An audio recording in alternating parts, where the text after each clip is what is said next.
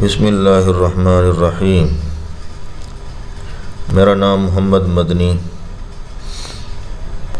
آپ دیکھ رہے ہیں میرا یوٹیوب چینل محمد مدنی آفیشل 700 کے۔ جب کوئی شخص یا کوئی سکالر یا مذہبی آدمی حق سچ کی بات کرتا ہے، قرآن و سنت سے، حدیث سے، دلیل سے بات کرتا ہے، تو اس کو ماننا ایک مسلمان کے لیے ضروری ہے، اور اس پر عمل کرنا نہ کرنا یہ اس کا ذاتی فعل ہے۔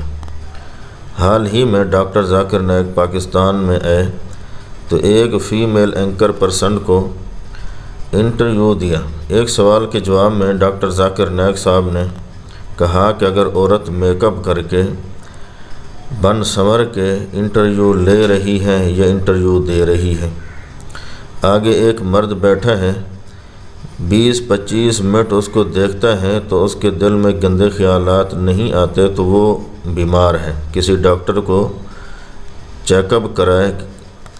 اور اگر مرد عورت کو گھور گھور کر دیکھ رہا ہے پھر چھیڑ خانی کرتا ہے تو مرد گناہ گار ہے۔ اگر عورت بن سنور کے میک اپ کے ساتھ ہے تو عورت بھی گناہ گار ہے، کیونکہ تالی دونوں ہاتھوں سے بجتی ہے۔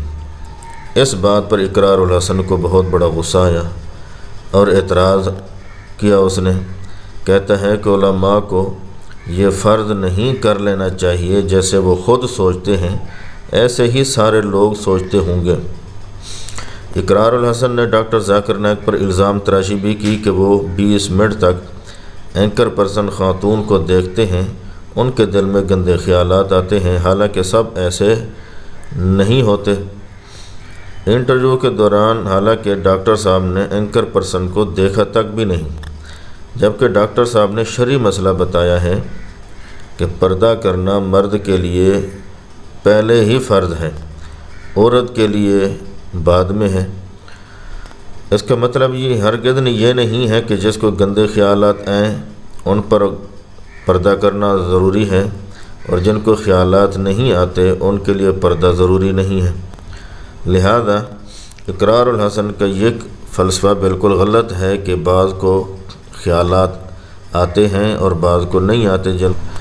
حالانکہ قرآن پاک کے اندر یہ آیت موجود ہے، آیت نمبر 30 سورۃ نور، کہ اللہ تبارک و تعالیٰ فرماتے ہیں وَقُلْ لِلْمُؤْمِنِينَ يَغُضُّوا مِنْ أَبْصَارِهِمْ وَيَحْفَظُوا فُرُوجَهُمْ۔ اے پیغمبر صلی اللہ علیہ وسلم، آپ کہہ دیجئے ایماندار مردوں سے کہ وہ پست رکھیں اپنی نگاہیں، اپنی حفاظت کریں ستر کی، اور یہ زیادہ پاکیزہ چیز ہے، اور یہ ان کے لیے پاکیزہ چیز ہے۔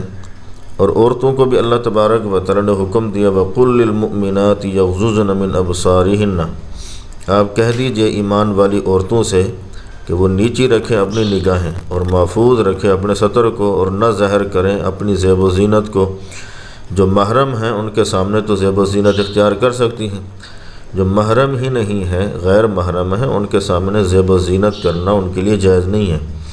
اس وجہ سے حضور علیہ الصلوۃ نے فرمایا کہ بیوی کو چاہیے کہ وہ اپنے خاوند کے سامنے بن سنور کر رہیں۔